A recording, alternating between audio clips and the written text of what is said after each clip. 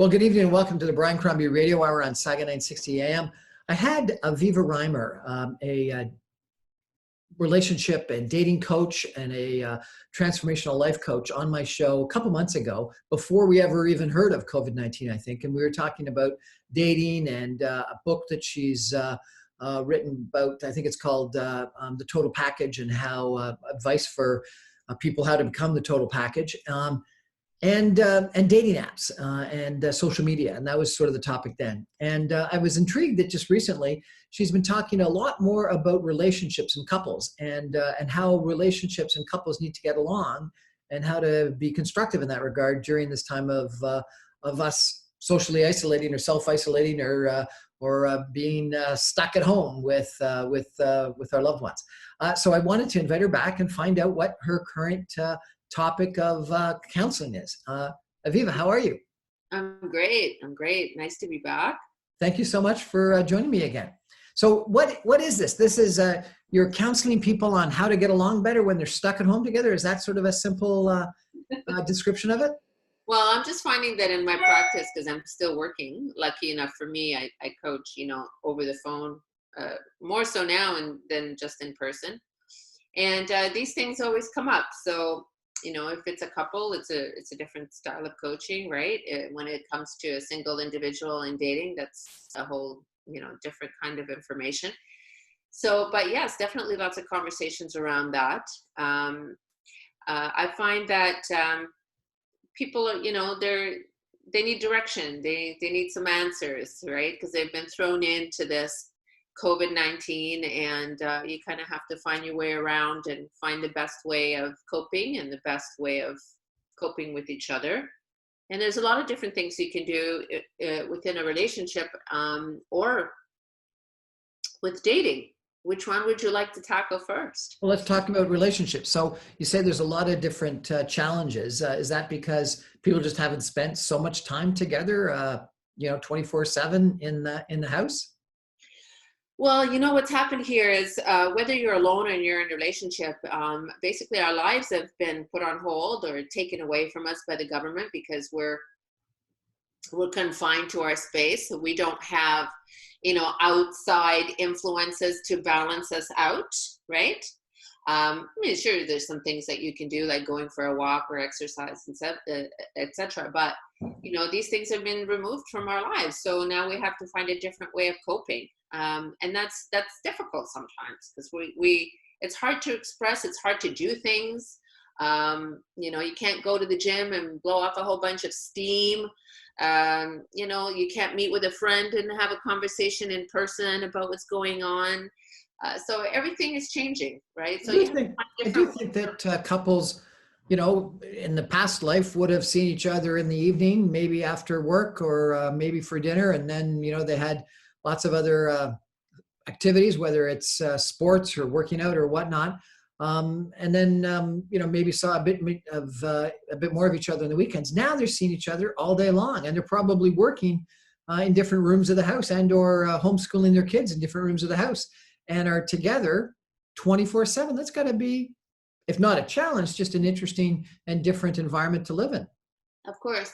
But there's certain things, if you open up, first of all, you have to come to accept what's happened.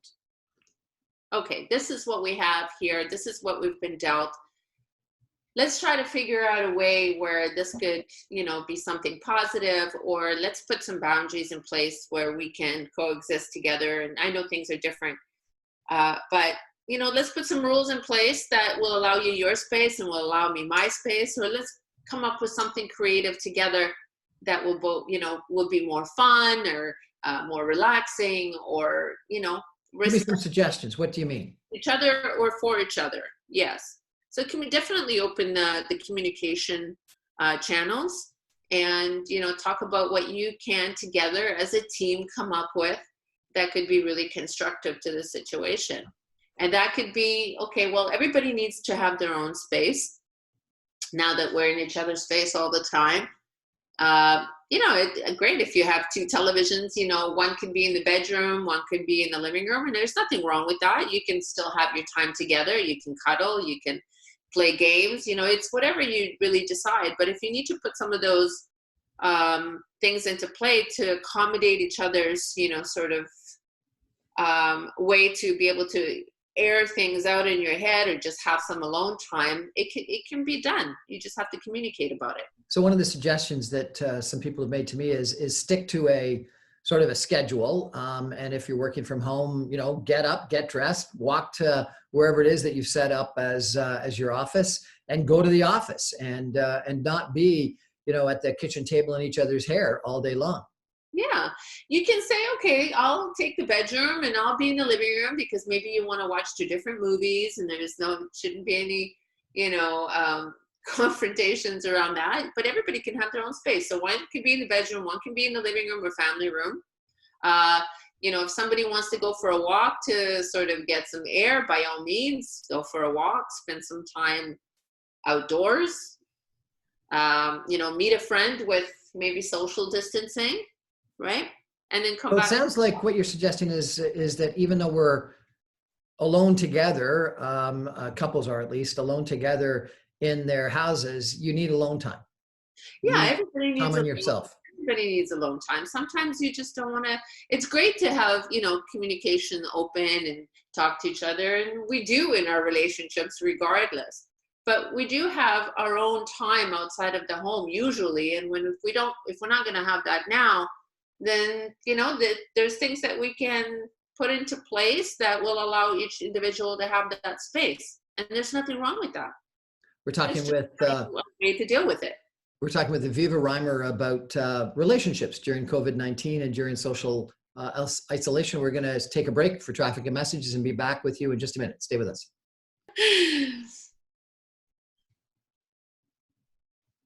Well, welcome back to the Brian Crombie Radio Hour. We're chatting tonight with Aviva Reimer, who is a transformational life coach, a relationship coach, a dating coach, and we're talking about relationships during COVID-19. Aviva, I read your book a little bit, not all of it, to be frank. You were kind enough to leave it when we met last, and we met last for anyone that's worried before social isolation and social distancing and physical distancing was even thought of. And one of the things that I'm, number one, the title about the total package, and then number two, you talk about decluttering. And I was really quite interested by the decluttering. And a lot of the decluttering was getting rid of things and people that no longer served you. Mm-hmm. Correct. Explain that to me if you could. Well, life is really all about making decisions and relationships. And you weren't really in control of our own environment, of our, everybody, everything around us. And in my book, I write about decluttering and how to compartmentalize certain aspects of your friendships, your home space. When you have a positive way of thinking, when you have a positive environment, you're a lot more productive, you're much happier. And it's just a structure to be able to declutter your home and make it nice and get rid of all the things that you don't see, 6 months or a year. If you don't see anything within that time, get rid of it. It's good to purge. It feels good. It feels like you're letting the air in and you're getting out with the old and in with the new. And it's those choices that, really dictate the outcome of things to come as well, right? So we also have to declutter our friendships. So if they're not serving us, if somebody's taking our energy away from us or somebody's really negative all the time, you're in control of you, and you basically dictate, the type of people you want to surround yourself with. So it's like that saying, if you want to be successful, surround yourself with successful people. The same way it works when it comes to your circle of friends or past relationships, things like that. So, relationships, whether romantic or friendships, everybody has to bring something to the table that improves your life, that brings something extraordinary or brings something new to your life that to be, excited about or to build on. And it has to be acknowledged. And if somebody is around you and they're only taking your energy away and not bringing any kind of goodness, then, they got to go. I was thinking about that chapter in your book about decluttering and its impact on friendships and COVID-19, and thinking it's, kind of almost easier now because we're out of our established routines, the places we may have gone just out of habit, the people we would have had drinks with or met at different places for coffee or fitness or whatnot, just out of habit, that we're not doing anymore. And so it really takes more effort to reach out and connect up with people because we have to do it virtually or via the telephone. And so some of those friendships that weren't serving us are just going to fall away at the vine. Correct. I mean, if you need a friendship, if you need to connect with someone, obviously we're seeing it done on Zoom and FaceTime, etc. Right? We're actually kind of going back to realizing how important the social aspect is in our lives, right? And how important it is to have those right people in our lives.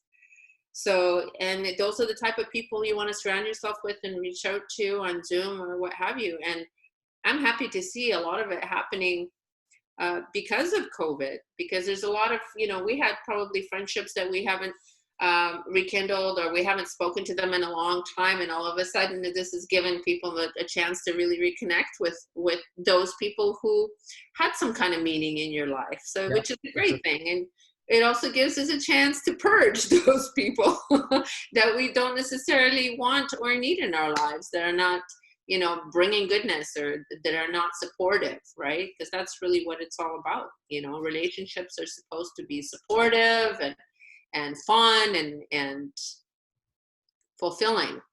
Now, some of the comments that we read is that COVID-19, we're either going to have a lot of divorces or a lot of babies. And I guess that speaks to, what people do in this time that they're stuck together in a house. Yeah. And so when you're counseling couples and talking about relationships, it sounds like one of the things that you're talking about is giving people space to be alone, even though they may be in the same house. What are some of the other pieces of advice that you're giving people? Well, I think it's an opportunity to focus on getting closer to one another. When you meet and you have that honeymoon stage, after a while, everybody just gets comfortable. And this is a perfect opportunity to sort of think back of, how we met, for example, and, what things that we did, and have some fun with it. It's I see a lot of it actually on the street. There's people walking, holding hands. For example, I just sold my house. I'm just finished actually today. And, my neighbors, I've never seen them go for walks, and they're in their 60s. And all of a sudden I'm seeing them go for walks holding hands, which is a beautiful thing. So I think it's really it's forcing people to kind of reconnect as well. But I would assume that it's very difficult for those who have relationships that are, emotionally or physically abusive. And there's still helplines. There's still places you can go. There's still people you can turn to if you're in a relationship like that. Definitely protect yourself, and there's still a way to get out of the house and get the help that you need. But for those who are together, who, it's a great opportunity to rekindle your love and romance, and there's some great things you can do to make that happen. Such as? Have some fun. Have a drink, play some strip poker. Put the kids to bed, play some strip poker. Play some fun games. Go for that walk. Talk to each other about, how this whole scenario makes you feel. Acknowledge what's missing. Communicate about what's missing. We're being put in this, like, you're always at work, I'm always at home. Now we're both here, and it's a great opportunity to work out those kinks. And but you have to decide that that's what you want, right?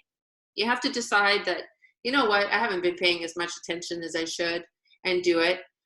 There's also self-care that plays a big part in that, because a lot of people get comfortable, they let themselves go. Think back through all those things that you used to do for your partner, and, plan a surprise. Once a week, say, okay, this week, since we're home all the time, you plan something creative, challenge each other creatively. Next week, it's my turn, right? Well, I think in day-to-day life, we have so many distractions, other friends, other activities, lots of other things to do that people do. Mhm. lose connections. And so I think you're completely right. Rekindling that connection with whoever that special one is at home is a key and important opportunity. Yeah, and don't wait for your spouse to do it. Just, decide that you want to be that person that takes control. It's going to make things happen, and do something fun. Create a spa night for your husband, or for the lady in your life, and get one of those foot baths, and treat each other, or do it side by side, and you have a robe night. Watch some. Okay, it's movie night. Tonight's movie night. You cook, and we'll do something special after, or play this game. And it's to keep the communication open and talk about the most important things. Now, when and you are counseling couples, before, or taken for granted before. when you're counseling couples with your relationship counseling, is that what you're doing? Giving them suggestions on things to do to make their life special? Of course. I also try to give them tools into how to communicate with one another as well. Right? What kind of tools? Well, for example, if you're ever in a disagreement, you have to make sure that you're not using certain words. So you always have to use we or us. Don't be using you did this, or you didn't, deliver on this, or you made me feel like that. Never use the word you.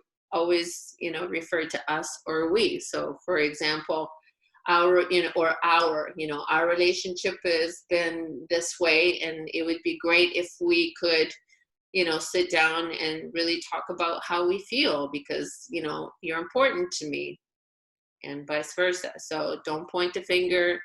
And that's a good way not to put the other person on the defensive, and sort of keep it in a very calm, neutral mode. And also your tone in the way you deliver your communication is really, really important. You could be saying all the right things, but somebody can tell by your body language and your demeanor and the tone of your voice that you mean something completely different. So it sounds like communication. Sure that you know exactly what it is that you want to get out of that situation, and make sure that you use the right language to make that happen. So it sounds like communication and communication skills is one of the key things that you're advising people and helping them with. Yes. So basically, it's your words, it's your tone, and it's your delivery, and how you deliver that information. That's going to really make a difference between somebody actually wanting to work with you and not. Words, tone, and delivery that are positive, that are inclusive, that are not blaming. Mm-hmm. Correct. Okay. Yeah, very important. That's great advice, not just in relationships, but frankly, in business and in life. Yeah, correct. You have to, well, first you have to decide what kind of person you want to be.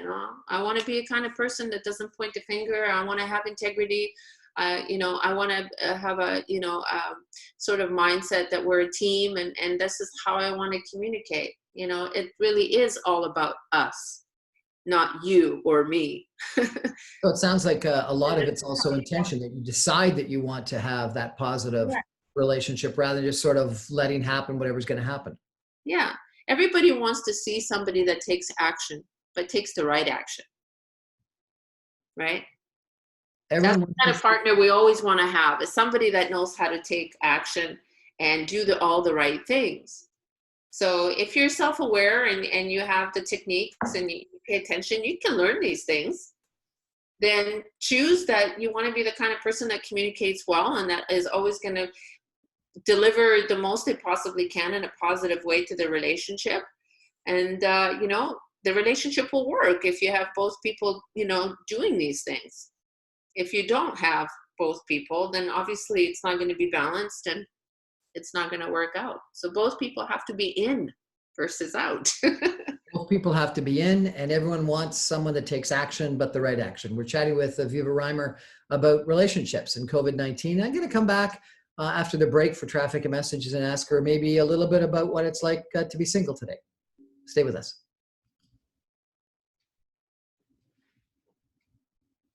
Welcome back to the Brian Crombie Radio Hour, Saga 960. We're chatting tonight with Aviva Reimer, who is a transformational life coach, a dating coach, a relationship coach, We've just spent a couple of minutes chatting about relationships in couples during COVID-19 and self-isolation. Aviva, I noticed that you're doing a couple of things with other people online that I would have thought as dating coaches for singles. What's it like to be single? If you're single today and you're social isolating, self-isolating by yourself, maybe if you're in a condo downtown with not a lot of access to outside, it's going to be pretty tough. Mm-hmm. It is. It has a huge effect on people.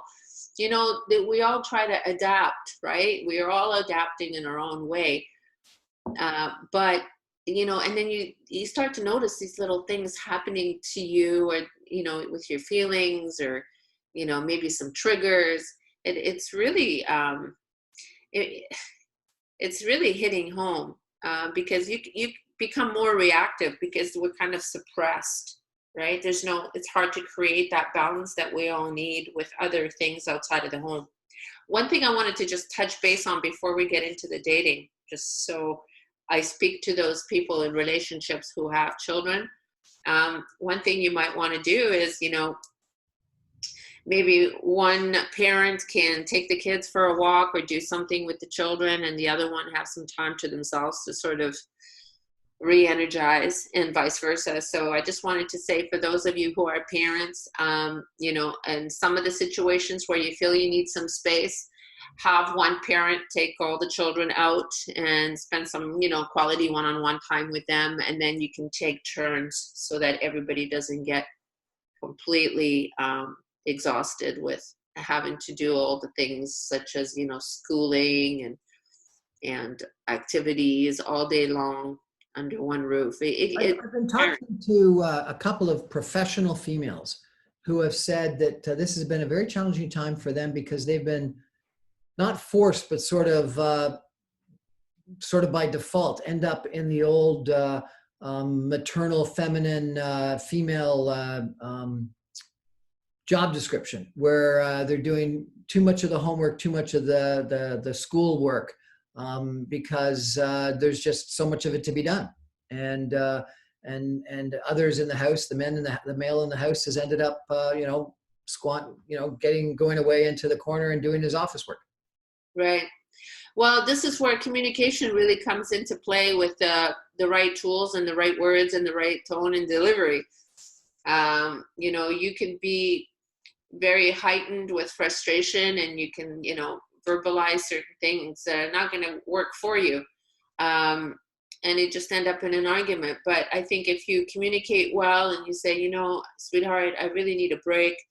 I feel like I'm on the verge of crying, or, just express your feelings. And would you please mind helping me out a little bit here? Because, we got to take some turns, because I need some space. I need to re-energize a little bit, because this is a lot. So, show some, compassion, and work as a team player, and just, put some things in place so that you have a little bit of structure at home, so that, everybody's getting what they need as much as they can during this whole COVID. Compassion, a little bit of structure. Yeah. Communication, all good words. Yeah. Okay, what about singles? What advice have you got, if any, for singles at this time? So I'm a big believer that somebody gives you lemons, you make lemonade. So there's nothing wrong with still having dates, but the dates look a little bit differently. And of course, we want to be around people. We want to feel their energy and their essence and their demeanor, to be able to see who they, how they move, who they are, and sort of read them. But you can also do that on camera. And I think one good aspect is that sometimes people jump the gun a little bit when they meet someone, and there's lots of chemistry, for example. Sometimes they'll end up in bed together. Sometimes they won't. Sometimes they'll take 3 dates, when the fireworks are high. But I think this gives you an opportunity to really get to know the person, because now you're restricted with social distancing. So it really allows you, opens the door for, more lengthy conversations, and just being upfront and see how many other levels you connect on other than just physical. And so how are you recommending people connect through social media, through dating apps, through dating coaches like yourself? What? Well, I mean, sure, there's, matchmakers. We can still do searches. I'm still working. I'm still matching people. I'm still putting people together. So they're doing it on FaceTime or Zoom, and in my process, people have to speak on the phone first before they meet anyways. So you have more of those conversations. Then I suggest that they do a call like this and sort of see each other face to face. There's absolutely nothing wrong with, going for a walk together at a distance, wearing masks, Right. right? Also, I mean, you could have been in quarantine for 2 weeks. Both people can be, if you're falling in love and you're in quarantine for 2 weeks, I don't see that there is a problem after you've had that time apart without anybody else, that you cannot potentially spend some time together, as long as you've made sure that nobody's, at risk. So you think that the lemonade that we've made out of this lemon situation is that people are still dating, but they're dating online, dating virtually through Zoom and FaceTime and things like that, and they're actually forced to get to know each other better? Yeah, I think so. Can't have dinner, but I guess you could have dinner at the same time. You can have dinner at the same time. You can have a glass of wine or scotch, whatever and you can have that date night. It's like, sweetheart, it's our third date. What time are we logging on? And just laugh about it, because stuff out there, try to be light about it and just enjoy it and get to know each other that way. So that by the time COVID lifts, you feel like you're somehow connected already. Right. Yeah. And on a different level, maybe an intellectual level and an emotional level, but. And I've seen not a plethora, but a whole bunch of these sort of bachelor kind of online events. Are those good, where you see a whole bunch of different people?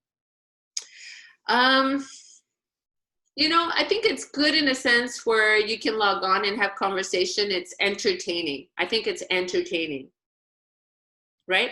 To watch other people speak, hear what they have to say, kind of, take a look at, how people are conducting themselves, see where you fit into all of this, right? But when you have a lot of single people at once on Zoom, I think it can be a little bit complicated, because you have to control who speaks first, because I do Zoom calls and I have meetings and stuff. And you have to have a certain protocol. People either have to put their arm up or something because they want to speak, because sometimes people want to speak at the same time. And you can't direct what you're saying at a specific lady unless you send her, you can send her a private chat. You can do that. Right. So I think it'd be a little bit more difficult in a group setting for sure. Unless you're all friends and you just want to have a little party on Zoom with cocktails and great conversation and lots of laughter, which is great fun. But, to match people with say 8 or 10 people at the same time, and you don't really know how to approach each one because it's a group setting, is a little bit more complex for sure. Any other suggestions? If somebody's doing that, let them send a private message on chat on Zoom when you're talking. Say, wow, I've been watching you for the last 10 minutes and, I would be really interested in knowing more about you personally. Here's my information. Any other suggestions on how to meet people? Right now? Yeah. Online dating. So through social apps. Yeah. And what are your rules in regards to dating apps? Do you have any and suggestions on what to do, how to act? I mean, never give out your last name until you're at a point where you feel like you can and you feel safe. Same goes for your number. Make sure you talk to somebody a few times, and then you jump on a call to hear their voice. Make sure they are who they say they are. And then when you have that conversation, ask them to share some information about them, right? So what's your name? I'd like to look you up on LinkedIn or something like that. And it shouldn't be a problem. It's a professional platform to make sure that you're actually talking to an actual person, that it says they are who they are. And what if you hire a professional matchmaker like yourself? What kind of information are you asking people about? Well, I ask them about everything. I ask them how they grew up. I personally ask them, about their previous experiences in relationships. We talk about a lot of different things, and what their deal breakers are, what their what they would like to see themselves, let's say, a year from now or 6 months from now. Where are you at in your life, and what's important to you, and describe what is an ideal woman or an ideal man for you. Paint a picture for me so I see and I can feel more. It's more about feeling about who they are versus seeing who they are physically. Do most people know what they want in an ideal man or an ideal woman? Sometimes, yeah. Sometimes they think they know, but they don't. And they figure that out in the process. It's like, wow, I always thought that I was going to be attracted to somebody like this, but I'm falling in love. So it's really, at the end of the day, it's really not about how somebody looks like. I mean, sure, we all want to be with somebody who takes good care of themselves and all that stuff and presents well. But looks are important, but that is not what seals the deal. What seals the deal is the character of the person and how that person treats us, and what they bring to the table in our lives. And certain people are more attracted to how somebody treats them. Somebody else can be attracted to how intelligent somebody is, and these are all the drivers that will push you to fall in love with somebody. It's not just physical. Earlier in our chat, you used the word chemistry a few times. What is chemistry? Chemistry is it's hard to explain. It's a sense of connection along with attraction. Connection and attraction. Yeah. Can you have chemistry online? You can through the words that you're speaking. So somebody can lead you in a direction, like if you don't see what the person looks like, right? But you can hear their voice, for example, and what they say and how they say it. It can become very stimulating for someone. They can be like, oh wow, I like what he's saying. I like the way he says it, and you automatically start sort of putting together as to what you think the person looks like.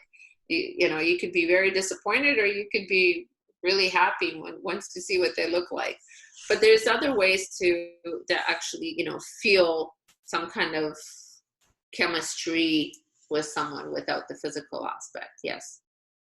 And it's interesting, you used chemistry when we talked about meeting in real life. You didn't mention it when we were talking about a Zoom conversation or a virtual conversation. You used the word character. Yes. So it's almost as if chemistry is something that you feel when you meet someone in real life, and you know whether you want to pursue the relationship. But character is something you can assess through a conversation, whether it be on the telephone or via video. Yeah, but most of the character comes through in their actions, right? That's how you really see the person for who they are. So there's chemistry where you feel like an emotional connection and a physical connection as well, right? The attraction. Yep.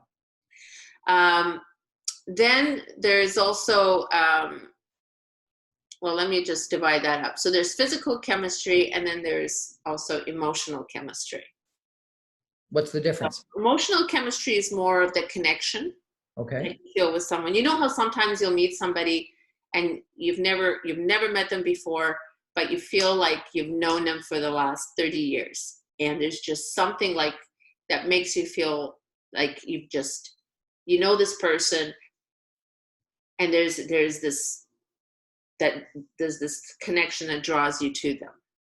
That's connection. That's a connection, and that's emotional chemistry. It's like soulmates, same type of connection, right? Emotional connection. It's just you feel it or you don't. Okay. Do you believe that there's soulmates in this world? Yeah, I do. Is there one soulmate or more than one soulmate? I think you can have more than one soulmate. Now, it doesn't happen. It's not like you can have 5 or 10 or 15, but you can definitely meet several soulmates in a lifetime. So that's connection. But they are rare. They are rare. Okay. So that's connection. But you also talked about chemistry, which is more physical. So you can have that physical chemistry with more than one person. Yes. With multiple people? There's sexual chemistry and there's emotional chemistry. So, for example, you can meet somebody that you feel is your soulmate. Okay, that you feel that pull towards, like you've known that person for a long time and it just feels familiar and you're finishing each other's sentences and so forth. That could be your soul connection there. Okay, so that's what that is. It's a certain type of connection on a deeper level. Okay. Okay, so I put that in the emotional connection category, which could be your soulmate, etc. Now, you can also have a connection with someone physically. You can also have, I'll say, that chemistry with somebody physically where you also feel a connection to them, but they might not necessarily be able to fulfill in other aspects of the relationship. So sometimes you just get along with the person really, really well, but you're in different places of life and timing and other things will get in the way of that, of you going further with that. But you might have a very strong physical connection that makes you feel really comfortable to engage, and that's possible. We're chatting tonight with Aviva Reimer, a transformational life coach, about relationships. We talked about relationships in couples, and now we're talking about relationships that are just starting out with singles. We're going to take a break for traffic and message and come right back with Aviva in just a minute. Stay with us. Well, here we are on an interesting evening chatting with Aviva Reimer, who is a transformational life coach, a dating coach, a relationship coach who's been counseling people via Zoom and other things on dealing with COVID-19 and social isolation. And we were just chatting about dating and people that connect either emotionally and or physically. And so, Aviva, I wonder if I can ask you a couple of questions in the few minutes that we've got left.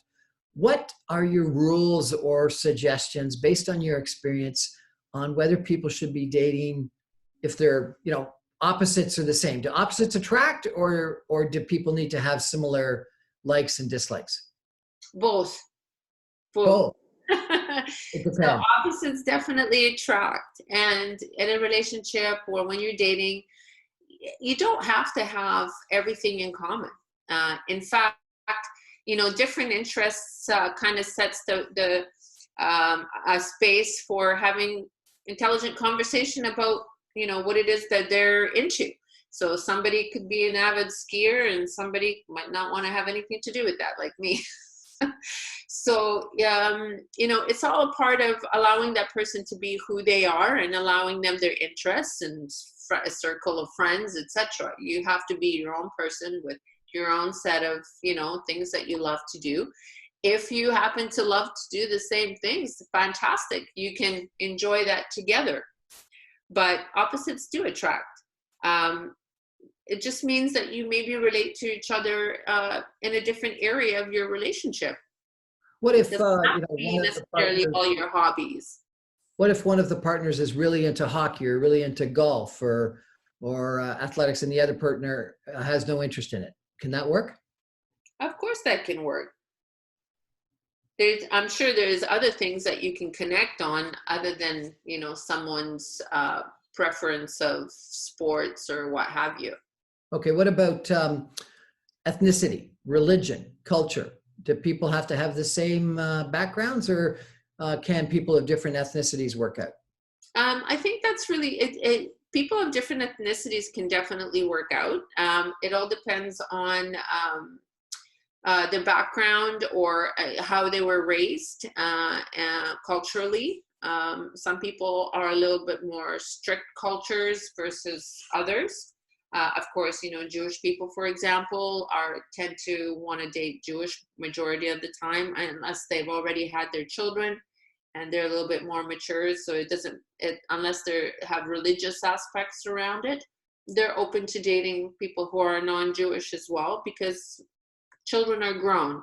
A lot of the Jewish people, they marry Jewish for procreation, for procreating their children. So that's one aspect. In the Indian culture as well, they want to be able to, there's just an underlying thing that is already in place that makes it easier when it comes to culture or religious beliefs or traditions within the family. But you can definitely be attracted to somebody outside of your culture, but it's important to have your values the same. And it all depends on how you were raised and your background and how you want to raise children, or anything's possible. What about income or education level? I think education level is really irrelevant, because you might not have the academic level of education, but you could be really, street smart. And they're both equal, in my opinion. Sometimes I think the street smarts are way more important than, going to school. Although, it's good to have some knowledge in a field or what have you. It all depends on the kind of life you want to have, or how you want to give back, or, what kind of lifestyle you want. But anything goes. You got to align on some things, though. You got to align on your value system. You have to have some things in common. What about age? What age differences work or don't work? Oh my goodness. And again, that also is, I could take it back to their experiences. So somebody might have had to grow up at a really, really young age, and they have the maturity level, and be still at a younger age dating somebody more mature by like 25 years. Right? It all depends what your mindset is and what the maturity level is. If you at a place where you've raised a child on your own and you've gone through a lot of the things in life that somebody your age might not have, then, it's possible to be able to relate to somebody who's 20 or 25 years older, 100%. But it also depends where that age is. You can't be 20 years old and dating a 45, 50 years old. It just not going to work. But you can be 35 years old and dating somebody who's 55 years old, right?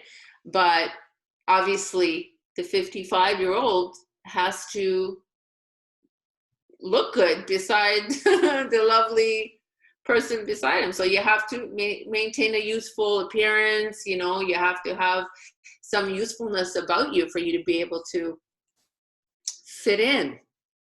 You've got to be the total package. I love Yes.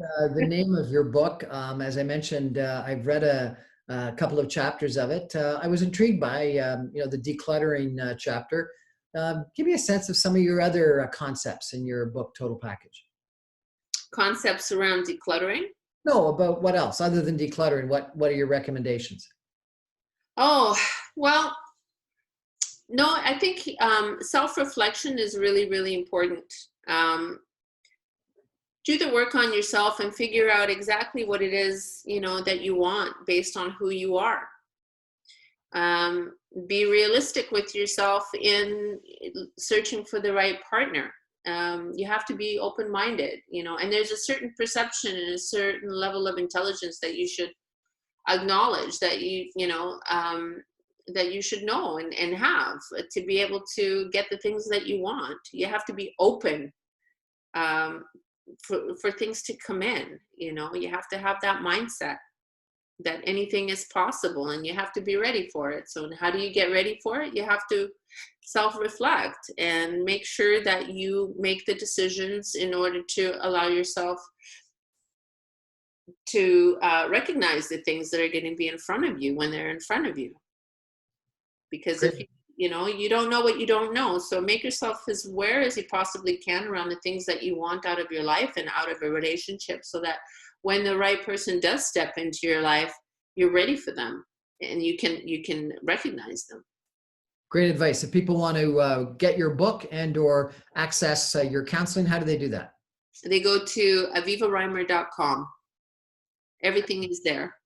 Aviva, it's been a pleasure meeting with you and chatting with you again. I look forward to hopefully chatting with you again sometime, maybe about how we all come out of this in the future. Right. Thank you very much for your time.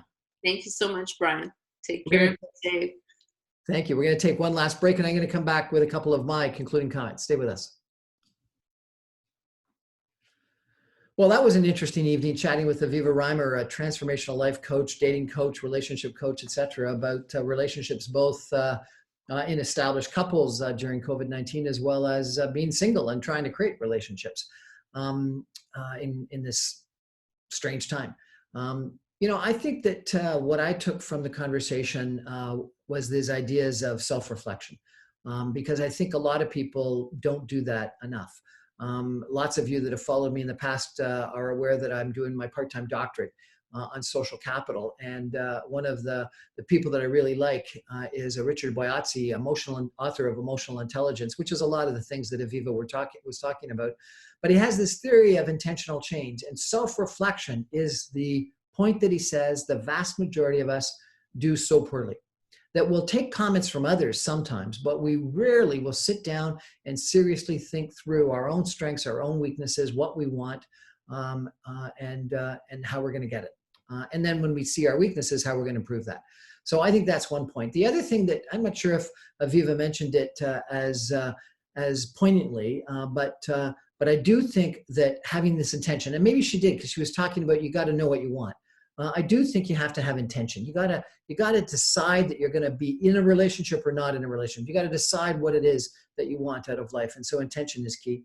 And then I loved it that she talked about being open-minded. It's been interesting. I've interviewed a bunch of business people in the last little while about COVID-19, and some people are open-minded to think about new opportunities and what they're going to be able to do to adjust their business models to take advantage of the situation. And other people are no. All I am is a restaurant. I'm always going to be a restaurant. I'm always going to have 30 tables, and I can't do anything else. And they hunker down and they just wait this out. And so adaptability, resilience, being willing to change, being open-minded, I think are key in relationships, and they're key in business, and they're key in life. So intention, self-reflection, being open-minded. Good thoughts for the night. Thanks, Aviva, for joining us. Have a great evening, everyone. Bye-bye.